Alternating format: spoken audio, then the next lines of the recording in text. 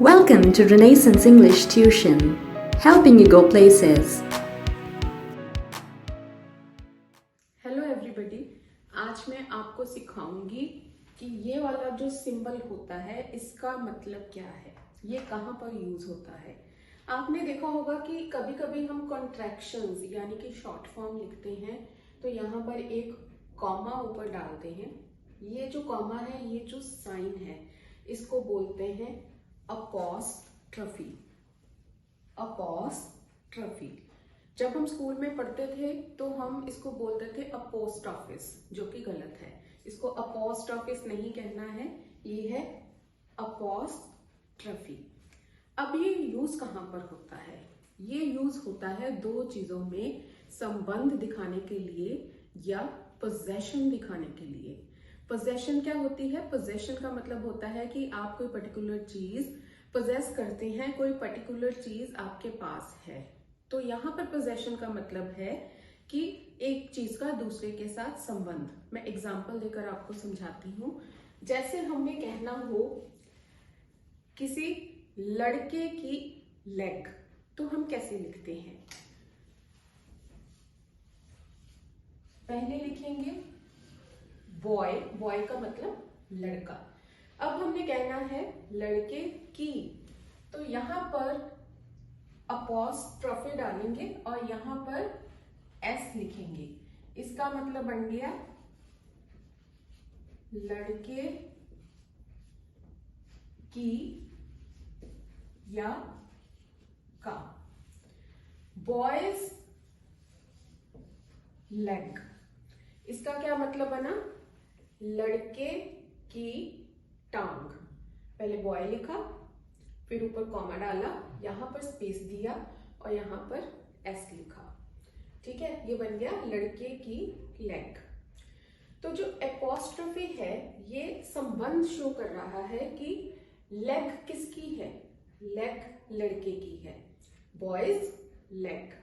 ठीक है, अब याद ये रखना है कि जो एपोस्ट्रोफी है ये सिर्फ लिविंग थिंग्स के साथ लिखता है। यहाँ पर बॉय लिविंग बीइंग है तो उसके साथ हमने ये अपॉस्ट्रोफी का साइन लगा लिया है, यहाँ पर ये लग सकता है। लेकिन अगर हमने कहना हो कुर्सी की टांग, तो हम चेयर्स लेग नहीं बोलेंगे। उसके लिए हम लिखेंगे लेग ऑफ द चेयर, मतलब कुर्सी की टांग। जो बॉय है ये लिविंग बीइंग है और जो चेयर है ये नॉन लिविंग है। और एपोस्ट्रोफी हम लगा सकते हैं लिविंग चीजों के साथ, नॉन लिविंग थिंग्स के साथ हम एपोस्ट्रोफी नहीं लगाते हैं। उसको एक्सपेंड करके लिखते हैं leg of the chair. Number 1 ये बात हुई। उसके बाद हम एपोस्ट्रोफी उन चीजों के साथ भी लगाते हैं जिनको हमने पर्सोनिफाई किया हो। अब पर्सोनिफाई करने का मतलब क्या है? पर्सोनिफिकेशन का मतलब ये होता है जब हम किसी नॉन लिविंग थिंग को किसी लिविंग थिंग के फीचर्स या कैरेक्टरिस्टिक्स दे देते हैं। एग्जाम्पल देके समझाती हूँ। फॉर एग्जाम्पल मैं कहती हूँ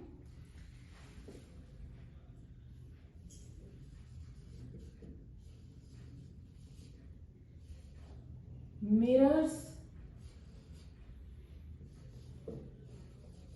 टॉक। मान लीजिए हम कहना चाहते हैं कि जो हमारा शीशा है वो हमारे साथ बात करता है और वो जो शीशे की बातें हैं उसको मैं इंजॉय करती हूँ। ठीक है, एक हाइपोथेटिकल सिचुएशन है। अब इसमें हमने क्या किया है? मिरर जो एक नॉन लिविंग थिंग है उसको लिविंग की क्वालिटी दे दी है कि जो मिरर है वो बात करता है, यानी कि ये निर्जीव है लेकिन इसको हमने फीचर या गुण दे दिया है एक जीवित इंसान का। तब हम इसके साथ एपोस्ट्रोफी लगा सकते हैं। ठीक है, अदरवाइज नॉन लिविंग थिंग के साथ नहीं लगाते हैं। उसके बाद जो चीजें बहुत यूनिक होती हैं, अपने आप में एक होती हैं, उनके साथ भी हम एपोस्ट्रोफी लगा सकते हैं। For example India's population, India की पॉपुलेशन।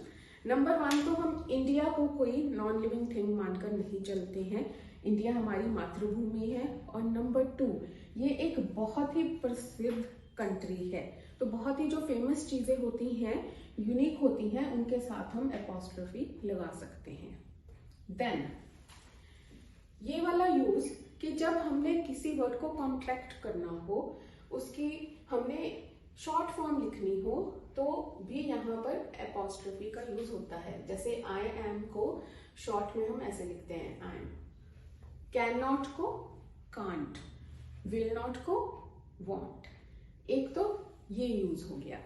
उसके बाद एक बहुत इंपॉर्टेंट चीज जो हमें सीखनी चाहिए वो ये है कि जब हम सिंगुलर के साथ एपोस्ट्रोफी लगाते हैं तो ऐसे लिखा जाता है। एक लड़का है, अ बॉय, यहाँ पर भी छोटी हो जाएगी, अ बॉयज लेग, एक लड़के की टांग। लेकिन अगर हमने कहना है लड़के ज्यादा हैं, बहुत सारे लड़के हैं, जैसे लड़कों की टांगों के साथ फीते बांध दिए गए, तो यहाँ पर लड़के प्लूरल हो गए। तो क्या करेंगे, पहले हम बॉय का प्लूरल बनाएंगे, बॉयज, लड़के।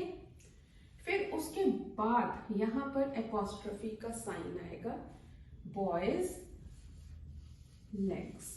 यहाँ पर दोबारा एस डालने की जरूरत नहीं है। पहले उस वर्ड को प्लूरल बनाए और एस उसके साथ जुड़ेगा। यहाँ पर एस इसके साथ जुड़ा हुआ नहीं है। फिर एस के बाद एपोस्ट्रोफी का साइन आएगा, फिर हम लिखेंगे लेग्स। ठीक है। और अगर हमने कहना हो बच्चों के टॉयज, तो बच्चों का प्लूरल क्या होगा, चाइल्ड का प्लूरल क्या होता है, चिल्ड्रन। तो पहले चाइल्ड का प्लूरल बन गया चिल्ड्रन, फिर यहाँ पर एपोस्ट्रोफी का साइन आया, फिर हमने यहाँ पर स्पेस देके लिखा एस, चिल्ड्रंस टॉयज, बच्चों के खिलौने। ठीक है। अगर हमने प्लूरल के साथ एपोस्ट्रोफी लगाना है तो पहले प्लूरल फॉर्म लिखेंगे, उसके ऊपर यहाँ पर एपोस्ट्रोफी का साइन आएगा। ठीक है। लेकिन अगर किसी का नाम जो है वो एस से एंड कर रहा है, किसी के नाम के बाद एस लगा हुआ है, तो यहां पर एपोस्ट्रोफी डालकर दोबारा एस लिखेंगे, पारस लिखकर फिर एपोस्ट्रोफी का साइन लगाकर एस लिखेंगे। अब हम कहना चाहते हैं पारस की बुक, तो ये ऐसे बनेगा, पारस बुक। ठीक है। आई होप आपको ये डिफरेंसेस समझ आ गए होंगे। एपोस्ट्रोफी का यूज होता है रिलेशन शो करने के लिए, किसकी टांग, बॉय की टांग। सिंगुलर है तो ऐसे लिखेंगे, यहाँ पर स्पेस देंगे, सिंगुलर के बाद एपोस्ट्रोफी लगाकर एस लिखेंगे। अगर प्लूरल में बनाना है तो पहले प्लूरल बनेगा, फिर ऊपर एपोस्ट्रोफी का साइन आएगा, दोबारा एस नहीं लगेगा। अब जैसे कोई वर्ड ऐसा है, चाइल्ड से चिल्ड्रन बना, तो पहले प्लूरल फॉर्म लिख ली चिल्ड्रन, उसके बाद एपोस्ट्रोफी, देन एस। और लिविंग चीजों के साथ एपोस्ट्रोफी लगा सकते हैं, फेमस चीजों के नाम के साथ एपोस्ट्रोफी लगा सकते हैं, उन नॉन लिविंग थिंग्स के साथ एपोस्ट्रोफी का साइन लगा सकते हैं जिनको हमने किसी जीवित वस्तु की क्वालिटी दी हुई है, जैसे कि शीशा बोलता है। और अगर किसी का नाम एस से एंड कर रहा है, तो क्योंकि ये प्लूरल नहीं है, ये तो उसका नाम है, पूरा नाम लिखकर फिर लिखेंगे एपोस्ट्रोफी का साइन, देन स्पेस देके डालेंगे एस, पारस की किताब। Thank you. Thank you for watching the video. Don't forget to like, share and subscribe and hit the bell icon for our latest updates.